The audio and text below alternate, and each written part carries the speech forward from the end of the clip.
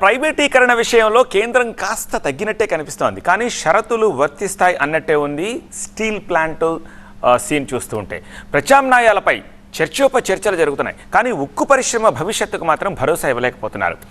సెయిల్లో విలీనానికి సాంకేతిక ఇబ్బందులు ఉన్నాయంటున్నారు కేంద్ర మంత్రి. వాటికి పరిష్కారం ఉందో లేదో తెలియని డోలాయమానంలో ఉన్నారంటున్నారు కార్మికులు. హామీలు ఎండమావులేనని భావిస్తోన్న ఉద్యోగులు సమరమే అంటూ పోరాటాన్ని ఉధృతం చేయబోతున్నారు.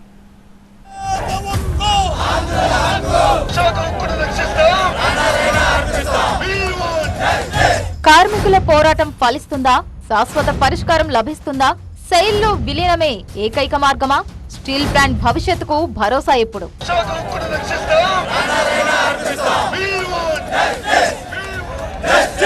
ఉత్పత్తి తగ్గిపోయింది, ఉద్యోగుల సంఖ్య తగ్గిపోతోంది.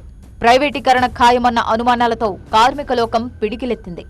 స్టీల్ ప్లాంట్ పరిసరాలు నిరసనలతో హోరెత్తుతున్నాయి. స్టీల్ ప్లాంట్ విషయంలో కేంద్రం తుది నిర్ణయంపై ఇంకా పూర్తి స్పష్టత అయితే లేదు. కానీ శాశ్వత పరిష్కారం దిశగా అడుగులైతే పడుతున్నట్లే కనిపిస్తోంది.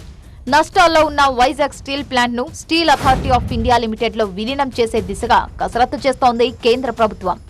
కేంద్ర ఉక్కు శాఖ సహాయ మంత్రి భూపతిరాజు శ్రీనివాస్ వర్మతో సెయిల్, ఎన్ఎండిసి సంస్థల చైర్మన్లు సమావేశమయ్యారు. విశాఖ స్టీల్ ప్లాంట్ ని సెయిల్లో విలీనం చేసేందుకున్న అవకాశాలపై చర్చించారు.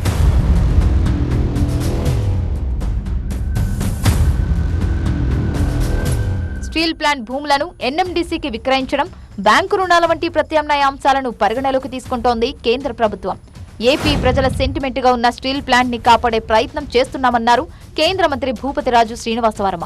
అదే సమయంలో సెయిల్లో విలీనం చేయడంలో కొన్ని సాంకేతిక సమస్యలు ఉన్నాయన్నారు. సెయిల్ ఆధ్వర్యంలోని కంపెనీలన్నీ లాభాల్లో ఉన్నాయని, విశాఖ స్టీల్ ప్లాంట్ విషయంలో ఆ పరిస్థితి లేదంటున్నారు కేంద్ర మంత్రి. రాబోయేటువంటి రోజుల్లో పరిశ్రమ తన కాళ్ళ మీద తను నిలబడాలి, లాభాల్లోకి రావాలి, ఉద్యోగులకి భద్రత ఉండాలి, ఇవన్నీ కూడా అధ్యయనం చేస్తున్నాం.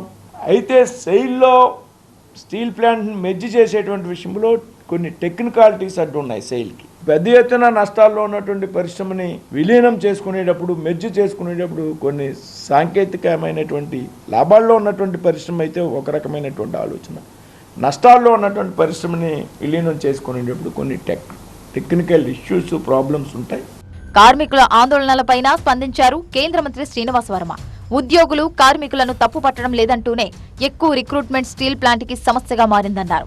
విశాఖ స్టీల్ ప్లాంట్ లో ఎక్కువ మంది కార్మికులు ఉండటం వల్లే సంస్థ నష్టాల్లో కూరుకుపోయిందంటూ ప్రస్తుతం యాజమాన్యం చేపట్టిన చర్యలను పరోక్షంగా సమర్థిస్తున్నారు. ప్యాకేజీ తాత్కాలిక ఉపశమనం మాత్రమేనన్న కేంద్ర మంత్రి ప్రత్యామ్నాయ మార్గాలు పరిశీలిస్తున్నామంటున్నారు. విశాఖ స్టీల్ ప్లాంట్కి సంబంధించి ఆస్తులు ఎన్ఎండిసికి ఇవ్వాలనేటువంటి ఆలోచన కాదు. ఎక్సెస్ ల్యాండ్ ఉన్నది ఆర్ఐఎన్ఎల్ దగ్గర, అందులో ఒక 1500 ఎకరాల్లో అట్లో ఎన్ఎండిసికి ఇచ్చి ఐరన్ వర్క్ సంబంధించి ఒక ఇండస్ట్రీని వారు ప్రారంభిస్తే ఎలాగుంటుంది, దాని ద్వారా ఎన్ఎండిసి ద్వారా కొంత నిధులు ఆర్ఐఎన్ఎల్కి సమకూరేటువంటి అవకాశం ఉన్నది అనేటువంటి ఒక ఆలోచన. స్టీల్ ప్లాంట్ విషయంలో పాలకుల మాటలకు చేతలకు పొంతనలేదని ఫైర్ అవుతున్నారు కార్మికులు.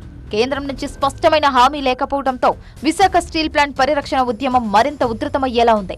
అక్టోబర్ మొదటి వారంలో నిరసన ప్రదర్శనలకు పిలుపునిచ్చాయి ప్రజా కార్మిక విద్యార్థి సంఘాలు. సెయిల్లో విలీనం చేయాలని డిమాండ్ చేస్తూ ఏయూలో రౌండ్ టేబుల్ మీటింగ్ జరిగింది.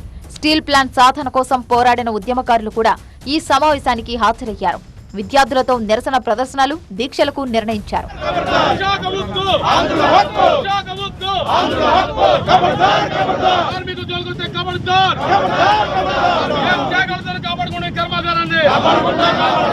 నష్టాల్లో ఉన్న విశాఖ స్టీల్ ప్లాంట్ ని ప్రైవేటీకరించాలని కేంద్రం గతంలో నిర్ణయం తీసుకుంది.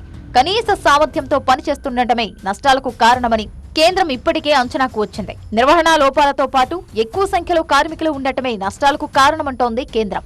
సొంత గనులు లేకపోవడమే ప్లాంట్ నష్టాలకు కారణమన్నది కార్మికుల వాదన. సెయిల్లో విలీనానికి ఉన్న సాంకేతిక సమస్యలేవో చెప్పాలంటున్నారు కార్మికులు. పెట్టుబడుల ఉపసంహరణ నిర్ణయం తర్వాత స్టీల్ ప్లాంట్ ని కాపాడేందుకు ఒక్క ప్రయత్నం జరగలేదంటున్నారు కార్మిక నేతలు. 2.5 మాసం అయింది. కేంద్ర మంత్రి చెప్పిన తర్వాత కూడా ఈ రోజు కూడా అలాంటిది జరగల. అలాగే ఆ మంత్రి కిందే ఎన్ఎండిసి ఉంది. దాని నుంచి ముడి సరుకు సప్లై చేయడం గురించి ఆ బోర్డులోనూ ఒక్క సమావేశం జరగల. ఇది కేవలం జాప్యం చేయడానికి చెప్పేటువంటి కబుర్లు, అట్లాగే కావాలని కాలయాపన చేయడం తప్ప ఇంకోటి మాత్రం కాదు. అలాగే 500 కోట్ల రూపాయలు ఇచ్చారు. ఇచ్చినటువంటిది 235 కోట్లు జిఎస్టీ కట్టుకున్నారు. మిగిలినటువంటిది బ్యాంకు లోన్లు తీర్చుకున్నారు. అందుకని మీరు చేసే చర్యలన్నీ కూడా తప్పుడు చర్యలు. మీ చర్యలు విరమించుకోవాలి. ఉత్పత్తి సాగించడం కేంద్ర ప్రభుత్వం బాధ్యత. అన్ని వర్గాలను కలుపుకొని అక్టోబర్ 1 నుంచి ఉద్యమాన్ని పతాక స్థాయికి తీసుకువెళ్లాలనుకుంటోంది స్టీల్ ప్లాంట్ కార్మిక లోకం. అటు వైసీపీ కూడా రాష్ట్రంలో అధికారంలో ఉన్న కూటమిపై ఒత్తిడి తెచ్చే ప్రయత్నాల్లో ఉంది. కేంద్రంతో చంద్రబాబుకున్న లాలూచి ఏంటో చెప్పాలంటున్నారు వైసీపీ నేతలు.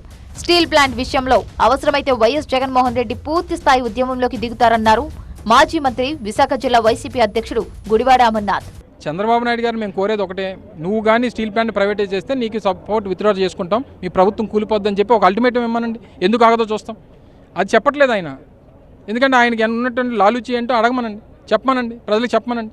సో ఇవన్నీ కూడా బయటకు వస్తాయి. సమయం వచ్చినప్పుడు అన్నీ మాట్లాడతాం. అవసరమైతే పూర్తి స్థాయిలో జగన్మోహన్ రెడ్డి గారు కూడా అజిటేషన్లో దిగుతారు.